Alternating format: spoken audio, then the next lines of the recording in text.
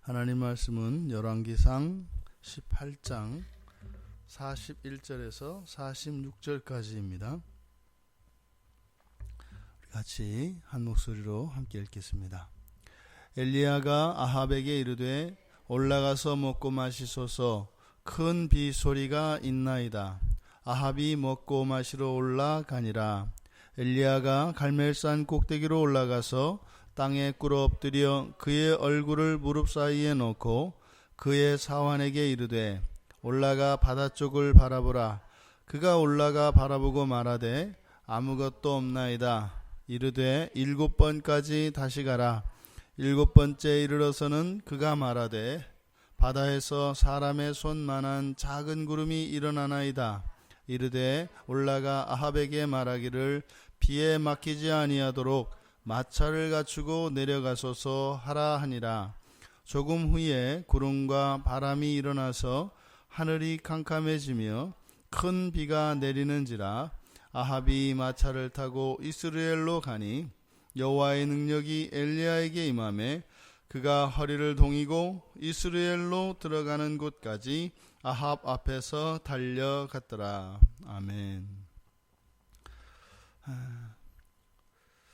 여기 오늘 본문을 보면 참 희한한 장면이 펼쳐지고 있는 것을 보게 됩니다.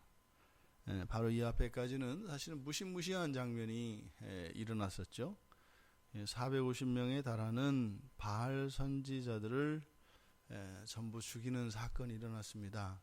아주 끔찍한, 그것이 옳고 그르고를 떠나서 이렇게 사람이 사람을 죽이는 이런 일은 사실은 굉장히 무시무시하고 참혹한 장면이 아닐 수 없습니다. 이것은 어떠한 도덕적 선이나 심지어는 하나님의 뜻에 의해서 그 일들이 이루어지는 정의의 심판이기도 합니다만 그것을 떠나서 그 생명이 죽어지는 그 현장은 참으로 참혹한 현장이 아닐 수 없습니다. 그리고 그렇게 바알 선지자들에게는 단호한 태도를 취했던 엘리야, 그 엘리야와 이 아합 사이에 일어나는 요 대목만 놓고 보면 굉장히 엘리야와 아합이 친했던 사람이고 서로를 굉장히 위하는 사람처럼 나옵니다. 먼저 41절에 보면은 엘리야가 아합에게 올라갔습니다. 올라가서 이제 이야기를 하는데 이제는 비가 드디어 이제는 오랜 가뭄이 그치고 비가 올 것이다. 이게 뭐겠어요? 복음입니다. 복음. 구약에서 이렇게 좋은 소식, 그 복음이 구체적으로 신약에서 신약에서 밝히 드러난 메시아이신, 즉 그리스도이신 예수 그리스도를 통하여 모든 사람들의 죄의 대속과 그리고 그 완전한 구원에 대한 소식이 구약에서는 이렇게 삶 속에서 맞닥뜨리고 있던 이런 문제들이 해결되어지는, 그리고 그러한 소원들이 이루어지는 그러한 소식, 이것이 좋은 소식이라고 번역되어지고 이것이 신약의 복음과 같은 의미입니다. 그러니까 엘리야가 복음을 들고 아합에게 올라갑니다. 그래서 먹고 마셔도 된다. 그러니까 아마 아합이 여기서 먹고 마시지 못했던 이유는 우선은 그 바알 선지자와 그 바알과 여호와 사이에 일어나는 참신의 전쟁, 그것에 대한 긴장감도 있었을 것이고, 또 궁극적으로는 오랫동안 계속되었던 이 가뭄으로 인한 그런 걱정으로 식사를 제대로 하고 있지 못했던 것이죠. 그래서 엘리야가 이제는 마음껏 먹고 마시라 하고 이야기를 합니다. 그래서 큰 빗소리가 있다. 근데 보세요. 이 아합은 엘리야를 어떻게 하려던 사람이에요? 못 죽여서 하녔던 사람이고요. 이 엘리야는 아합의 눈을 피해서 시냇가에 숨어 있고요. 또 그 과부 집에 들어가 있고요. 이랬던 사람입니다. 그러니까 둘 사이는 앙숙, 원수, 뭐 이런 관계였습니다. 근데 44절에 가면 또다시 그 사환에 의해서 이제는 손만한 사람의 손바닥만한 그 작은 구름이 일어났다. 이렇게 보고를 듣고 난 뒤에 다시 이제 아합에게 또 좋은 소식을 전해줍니다. 이게 어떤 내용이에요? 이제는 큰 비가 내릴 거니까 그래서 이 아합 왕이 돌아갈 때 어려워지지 않도록 또 그 아합 왕을 위해서 또 미리 출발할 것을 이야기합니다. 그래서 이제는 큰 비가 이제 내릴 것이다. 계속 반복해서 이 비가 내릴 것에 대해서 이야기하고 앞에서는 그 식사를 챙기더니 이제는 안전을 챙겨주는 그런 모습이 나오고 있습니다. 그러니까 어떻게 지금 또 엘리야가 아합에게 그렇게 이야기를 하면 아합은 또 어떻게 해요? 그대로 따릅니다. 그러니까 지금 아합과 엘리야가 여기에서 두 사람의 관계를 보면은 굉장히 충성스러운 신하와 그리고 그 신하를 총애하는 그 왕의 모습, 이렇게 다정한 모습으로 나오고 있는 것을 보게 됩니다. 이게 잠언 16장 7절의 말씀의 성취라고 볼 수가 있겠죠. 이게 사람의 행위가 여호와를 기쁘시게 하면은 어떻게 해요? 원수라도 더불어 화목할 수 있게 한다라고 하는. 그러니까 지금 이 엘리야를 통해서 일어났던 이 모든 이 사건, 이 현장에서 일어났던 이 일들은 여호와 하나님을 기쁘시게 하는 것이었고, 그리고 정작 아합과 엘리야 사이에 어떤 서로 간의 화목이 이루어진 것은 아니었음에도 불구하고 이 두 사람의 관계를 보면 화목하고 있는 것을 보게 됩니다. 그래서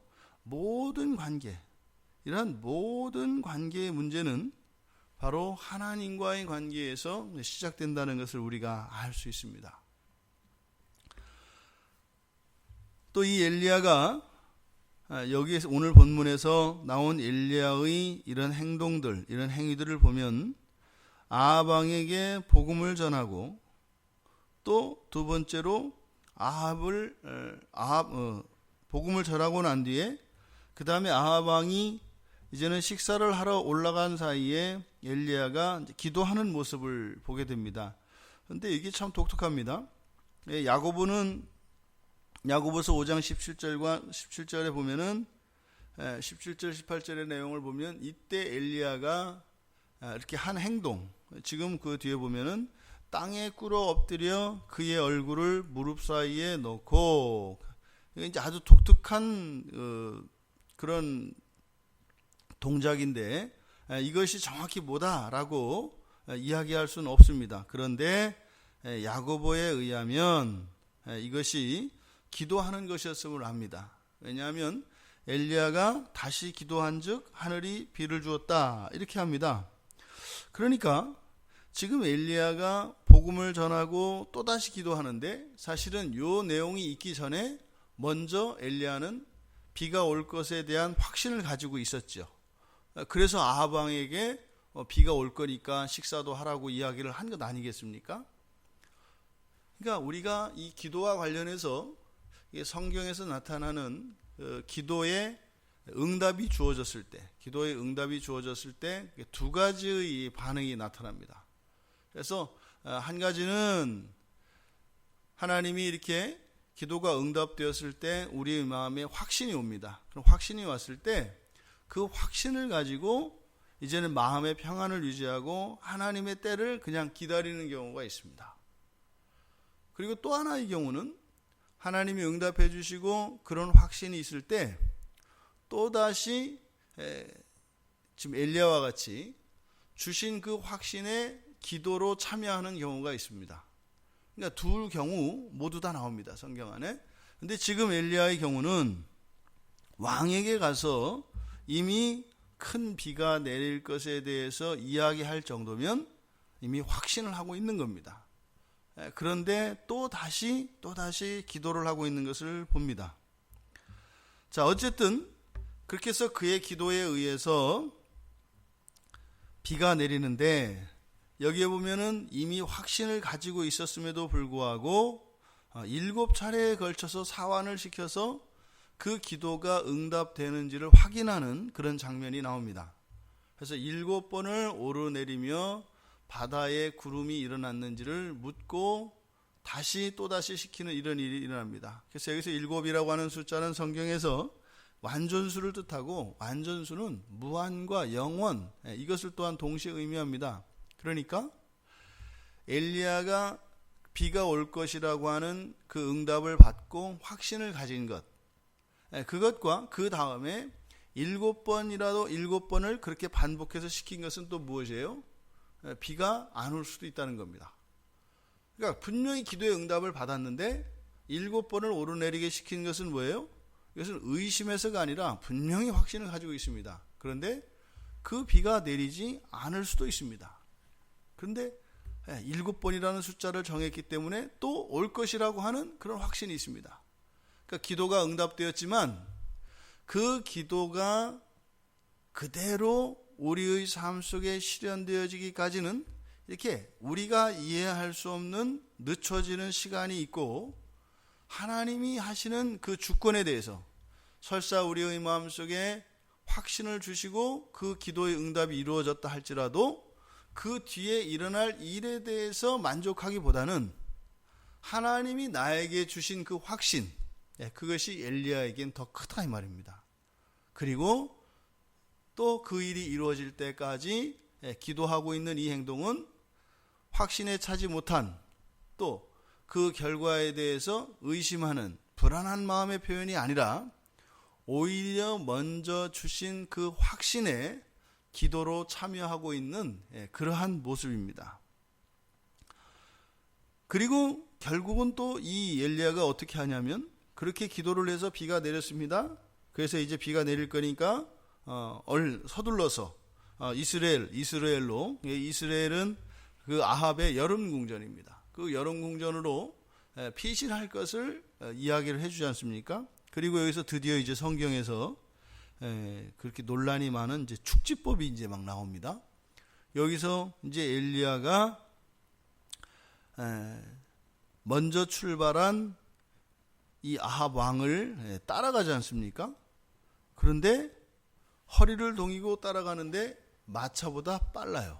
늦게 출발을 했는데 빠릅니다. 그래서 이때 여호와의 능력이 엘리야에게 임해서 마차의 앞에서 달려갔다라고 얘기를 합니다. 그러니까 마차보다 빨리 간 겁니다. 그러니까 지금 모습은 또 마치 어떤 모습이에요?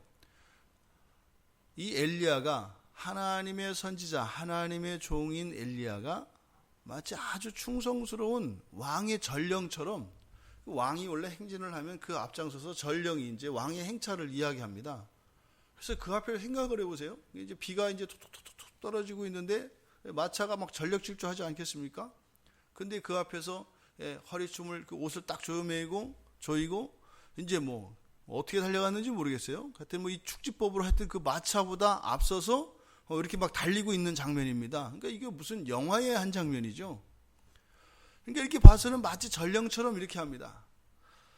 그런데 이 아합 왕을 호위하면서 그 이스라엘 궁전까지 가고 있는, 또 복음을 전하는, 또 계속해서 기도하는 이러한 모습과, 또 그 엘리야의 말에 따르고 그 말대로 행동을 하고 있는 아합, 그리고 이제는 여호와 하나님의 이제는 승리를 보고 왕궁으로 돌아가는데 그 앞에서 여호와의 선지자인 엘리야가 마차보다 빨리 달려가고 있습니다. 이게 지금 무슨 의미일까요? 두 사람이 갑자기 화목해졌고, 또 엘리야가 이렇게 왕에게 충성스러운 사람으로서, 또 그리고 그 앞에서 지금 놀라운 이적적인 능력으로 달려가고 있는 엘리야, 아합 왕에게는 그렇게 못 죽여서 아니었던 그 엘리야에 대해서 마음이 이렇게 누그러지고, 그리고 끝까지 충성하는 이 엘리야를 보고 아합에게 하나님은 도대체 무엇을 가르쳐 주려고 하는 걸까요? 돌이키기를 원하는 거죠. 돌이키기를 원하는 거죠. 우상으로부터 돌이키기를 원하는 거죠. 이 아합 왕은 정말로 하나님도 포기한 것 같은 그런 왕입니다. 그런데 이렇게 끊임없이 아합 왕에 대해서 하나님께서 집착하시고, 이 아합 왕을 돌이키기 위해서 선지자를 마치 그 그 아합의 종으로 내어주신 것과 같은 이런 장면까지 연출시킵니다. 그러니까 지금 생생하게 아합은 보고 있는 겁니다. 살아계신 여호와 하나님만이 참 하나님이시라는 것, 그리고 그 하나님이 끊임없이 아합에게 기회를 주고 있다는 것 보고 있습니다. 그런데 지금 어디까지 가냐면 바로 궁전 성문 앞입니다. 이스라엘로 들어가는 곳까지.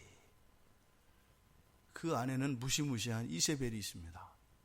그러니까 지금 하나님께서는 엘리야를 통해서 아합에게 선택할 것을 요구합니다. 그리고 그렇게 할 수 있는 기회를 주십니다. 그렇게 했더라면 이 뒤에 성경책이 또 바뀌었지 않겠습니까?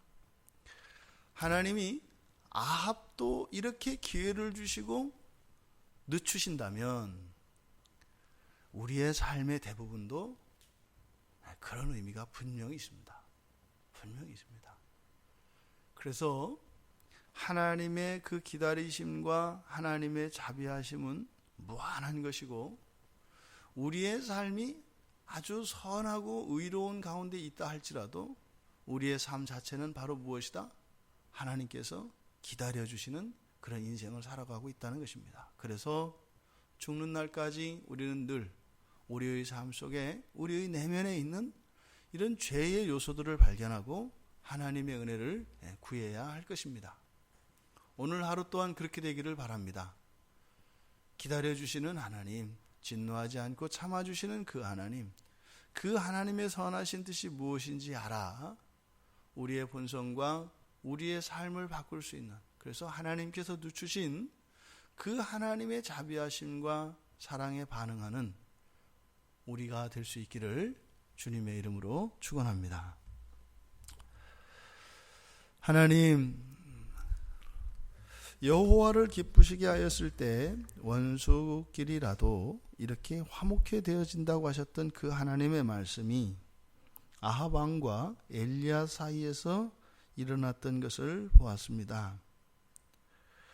이 세상을 살아가며 우리가 고민하며 괴로워하는 이 모든 관계의 문제들은 하나님과의 관계가 그 주된 원인인 것을 또한 알게 되었고, 또한 하나님께서 베푸시는 이런 모든 관계들이 하나님의 선하신 뜻으로 돌이키도록 하시기 위한 하나님의 특별한 능력인 것을 또한 보게 되었습니다.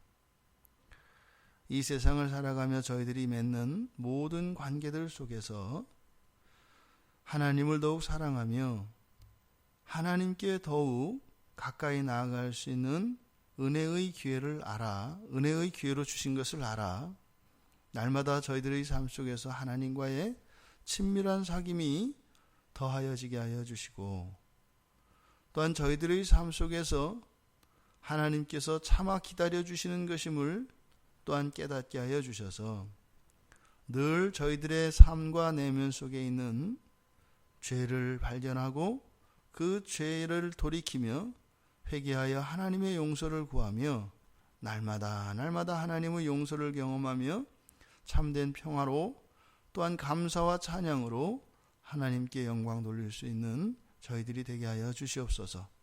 이 한날도 하나님께서 그 특별한 은혜로 저희들을 돌보아 주시기를 원하며 예수님의 이름으로 기도드리옵나이다.